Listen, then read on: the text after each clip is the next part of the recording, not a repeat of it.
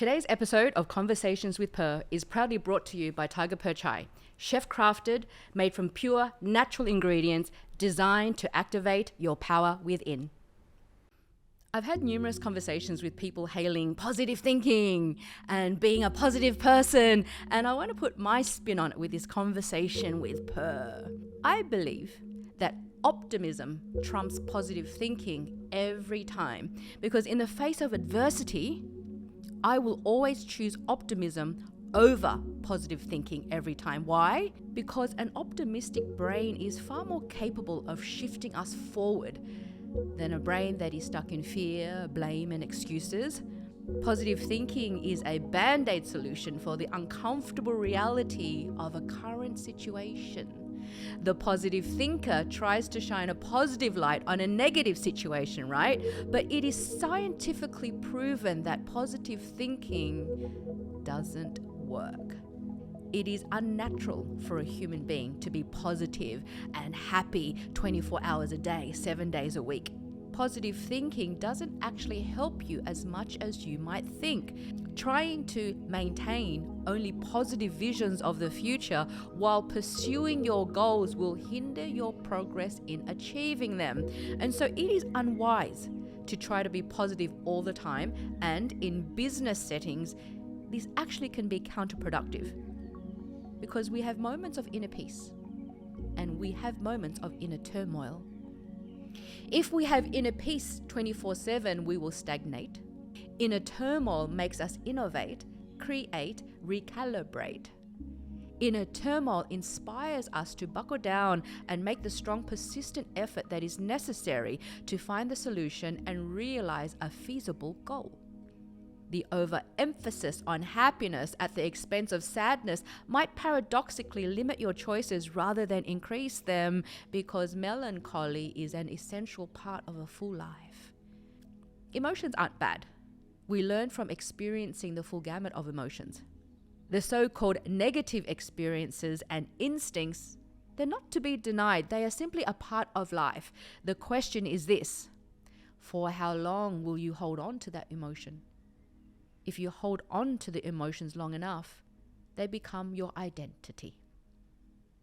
The spiritual entrepreneur possesses emotional mastery, you see, and allows themselves to sit inside the darkness for only a short period of time in order to learn from it. They understand that without the darkness, the light would not exist.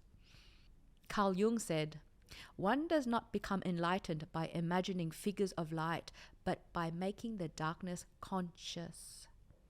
And so a natural balance exists in all things. Life and death, good and bad, happiness and sadness, pleasure and pain. The very idea that you should focus on positives and ignore negatives is not only delusional, but also a recipe for disaster. The spiritual entrepreneur has mastered the skills to come out of the darkness and get back into alignment to do what needs to be done. And so this is what optimism is about. Grit, calm courage, and resilience sprinkled with a large dose of never-give-up-ology. This can also turn any situation around. The optimist always sees the big picture and holds strong the belief and faith in a better future. It is the absolute knowing that all will be amazing, even if things are not currently amazing.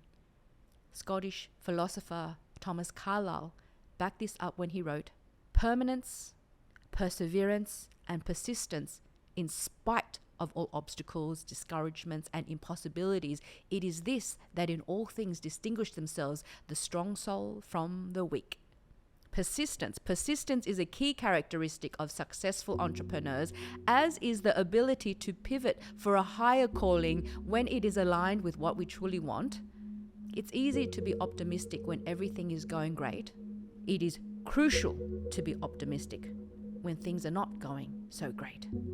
And in order to remain optimistic when times are tough, we must be at our most diligent at being aware of the story that we are consciously telling ourselves about ourselves and believe. It is important to escape the perspective of blame, shame, overwhelm, and despair. Martin Seligman writes that flexible learned optimism combined with true grit will help us to rise above pessimism and the depression that accompanies negative thoughts. Optimism is a way of thinking that embraces the reality of the current situation and then imagines a higher situation from a higher level of mind in search of a better perspective. Optimism requires your brain to come up with actions needed to shift to a better situation. The optimist knows in their gut that their beliefs and the words they use to speak to themselves and speak to others have a lot to do with what shows up in their life. The optimist knows that it is their thoughts and their feelings that create their destiny.